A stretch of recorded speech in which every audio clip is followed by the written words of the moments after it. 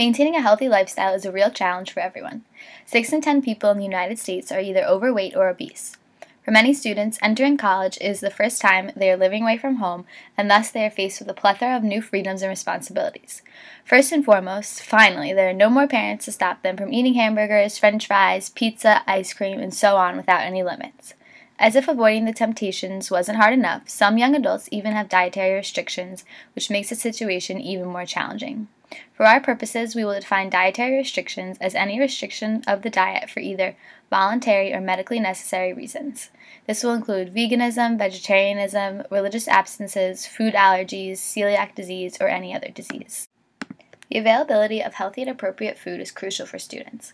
If the availability of necessary food is not provided, they might end up feeling left out in social situations or partaking in risky behavior and eating foods they shouldn't. Just think about it. You want to go have lunch or dinner with your friends, but you can't because they don't have the appropriate food for you at the diner, so you end up sitting next to them without being able to eat. And this doesn't just happen once, but on a daily basis. And this is just one scenario. Depression, eating disorders, food aversion, or social retraction could be the result. An electronically distributed survey at the University of Michigan Ann Arbor found that teenagers and adolescents are more likely to partake in risky behavior pertaining to their food allergies, and that there is an increase in food allergy prevalence among teens and adolescents recently. The survey estimated that 436,000 to 700,000 college-age students suffer from food allergies. In a survey we distributed to students on the UMD campus, 25% of respondents admitted to having some sort of dietary restriction. Some universities are already trying to address this problem and accommodate the needs of these students, but at the University of Maryland, we believe more needs to be done to address the needs of students with dietary restrictions. In this conflict, there are two parties involved, the students of UMD and the dining halls of UMD, especially South Campus Dining Hall in this case. To gain a sense of how the students of UMD feel about the dining halls and their options, we conducted a survey to gauge their feelings. The survey had 61 respondents and uncovered that students generally want to see change at the diner. The survey was also used to gain a sense of how many students have dietary restrictions and what kinds. To begin, 25% of students who took the survey reported having a dietary restriction, which varied widely from being vegetarian or vegan, abstaining from eating red meat, avoiding greasy food for weight loss reasons, suffering from allergy to nuts, keeping kosher, and having lactose intolerance. One of the most alarming results found was that over 80% of the students do not believe they are getting their money's worth from the dining halls on campus. This is an alarming fact because students pay on average $2,302 their freshman year for a dining plan. Additionally, 77% of students thought there is a lack of quality in the food the diners offer. 73% said there is lack of healthy options, 34% said the diner lacks a variety with menu options, and 46% said the diner lacks natural and organic options. When asked about the freshness, taste, and appearance of the food at the diner, students consistently ranked it to be average, being a 3 on a scale of 1 to 5. Through this data, we were better able to understand how the students at UMD feel about the dining halls and where the problems are stemming from. The other party, South Campus Dining Hall, led by the manager, Sean Tilton. We sat down with Sean Tilton to hear the dining hall's perspective on their options and service. Mr. Tilton was informative, and his interview helped us shape our solution to the problem. He was open and candid and represented an authentic leader. He began by explaining that the budget for the dining hall depends on the funding they receive, the cost of food, the cost of labor, as well as current food trends or preferences. When asked about dietary restrictions, Mr. Tilton explained all the steps and precautions taken to ensure that the needs of these students are met. To begin, when students enroll at UMD and sign up for a meal plan, they are asked if they have any allergies or dietary restrictions. Students with these special needs can arrange to meet with the university's dining hall nutritionist, who can assist them in determining what food items they can eat and what to avoid. Furthermore, she can introduce students to the dining hall managers, who will prepare special needs for these students on a daily basis. If needed, monthly meetings can be scheduled between students and the chef and managers to discuss issues and new ideas. Mr. Tilton continued to explain that the gluten-free options at South Campus Dining Hall are way beyond most universities because there is a gluten-free option at every station. He admitted that vegan and vegetarian food options at the dining hall are far from the point where they want to be and the point that they want to achieve because of a lack of room in the budget, but he hopes this will be fixed by 2018. Regarding allergies, the dining hall respects the most common allergies and adds little signs next to each food. Finally, if the students want to be part of a kosher meal plan, they can arrange for an appropriate meal plan at Hillel on campus. Overall, it seems that the dining hall is doing a lot to meet the needs of the students with dietary restrictions. Mr. Tilton presented himself as an authentic leader, and he was sure himself and all the dining hall is doing to meet the needs of students. But he was concerned that some students did not feel the same. We believe he needs to be more known, and his leadership needs to be visible, so students can come to have faith in Mr. Tilton and the dining services as a whole and from a climate of trust. We plan on resolving the lack of dietary options on campus using a multi-pronged attack. Within this strategy will be three main approaches. 1. Making options more widely known to students. 2. Increasing the amount of communication between the dining services and the students. And 3. The addition of more options for those with dietary restrictions. By having an open-minded leader that uses an action research approach, we can implement these changes and create a better dining experience for those with dietary restrictions. One factor that the dining services should focus on in order to improve their service to those with dietary restrictions is the publicizing of the options they currently have available. Having a wide variety of options is fantastic, but also useless if people don't know about these options. From personal experience, I have noticed a lack of labeling of the foods served in the diner. Posters, table cards, emails, and more clear markings of the options available will go a long way in improving the experience of students with dietary restrictions at the diners at the University of Maryland. There is some sort of marking of the foods, but it is often too small and hard to read. Students need and deserve more clear markings of the options available to them. Explicitly including all of the options available and actions taken to help students with dietary restrictions on the dining hall's website would provide a convenient way for students to access the information they need.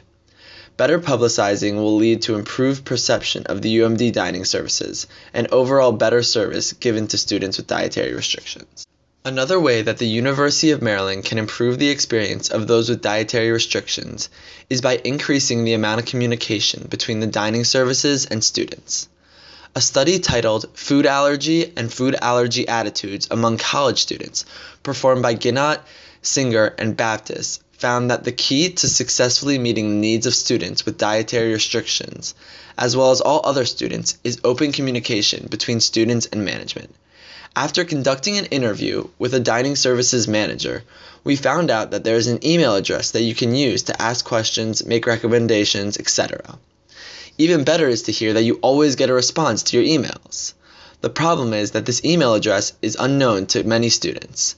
This email should be publicized throughout the diner and other parts of campus, like residence halls. In a study we conducted, it was found that 85% of students want a suggestion box implemented at the diner.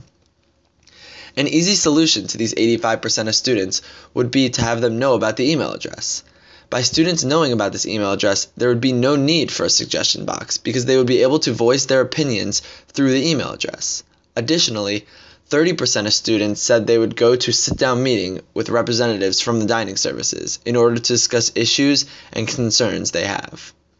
By using techniques such as publicizing of the diner services email address and sit-down meetings, students can better express their needs and opinions, which in turn will allow dining services to do a better job serving students with dietary restrictions. Without implementing these measures, dining services is only basing their decision on intuition. Acting based only on intuition can subject the dining services to randomness error, because they are trying to predict the outcome of a random event. By having students' opinions, their actions are no longer based on random events. In order to better serve UMD students, the dining services should implement more forms of contact between themselves and the students. The final action that dining services can take to better serve students with dietary restrictions is the implementation of more options. We recommend that the dining services add additional stations for those with dietary restrictions. One addition that Boston University added that has been hugely successful is a full-time vegan station. We also recommend that they add a kosher corner to the diner like they have at Binghamton University. Adding services and stations like these will help to increase the options for those with dietary restrictions at the diners on campus and give them an overall better experience. For the purpose of our project, we will be focusing on an action research approach to propose the change related to the dining options at the University of Maryland. Engaging students to participate by providing feedback and establishing a two-way communication between them and the representatives of the dining hall, we are confident those beneficial changes will happen. The drawback of this approach might be the resistance to changes from the top decision makers related to the budget restrictions of food and labor costs. During the interview, Sean Tilton mentioned that they would like to transform the facility to satisfy everyone's needs, but the current funding, unfortunately, does not allow for changes to happen. We expect resistance based on the individual as well as organizational sources. The dining hall manager might base his decision on what he believes is important and ignore the information that others suggest. On the organizational level, group inertia might pose great challenges related to the changes. Even if the dining hall manager would be willing to offer more dining options, other key decision makers will also have to accept it in order to implement the change. We plan to address the resistance in several ways. First, we will try to communicate and explain the problem that students with dietary restrictions face and emphasize the need for change. Second, we plan to build support and commitment by explaining how these changes will benefit students' health and improve their overall well-being. Lastly, we plan to work with those officials who believe and support our proposal to help us spread the message throughout the campus. In order to accomplish this goal, an ideal leader for this change has to be open-minded, self-confident, and persistent in order to inspire and energize others with their vision. In addition, the leader must also be transformational to guide the change by inspiring and motivating all responsible parties towards a common goal. With these characteristics, we think that we will be able to get attention to our message, overcome resistance, and implement the changes. In conclusion, our research about food options for students with dietary restrictions show that there actually are a variety of possibilities, but students just aren't aware of them. Therefore, our team believes that our plan would help the dining hall address this issue by creating further awareness and fostering a positive relationship between students and the dining halls by emphasizing the importance of communication. Equity theory shows that dissatisfaction arises when people believe they are part of a relationship that does not treat everyone with equal fairness. So it is essential that we ensure all students at UMD feel their dietary needs are being met, and this can be achieved by implementing our simple, action-focused plan that will prove successful even with a tight budget. Overall, communication is key to our solution, whether it be communicating all the options available, communicating concerns and dissatisfaction, or communicating positive changes being made. Both the dining halls at UMD and the students at UMD need to do their part in communicating and working as a team.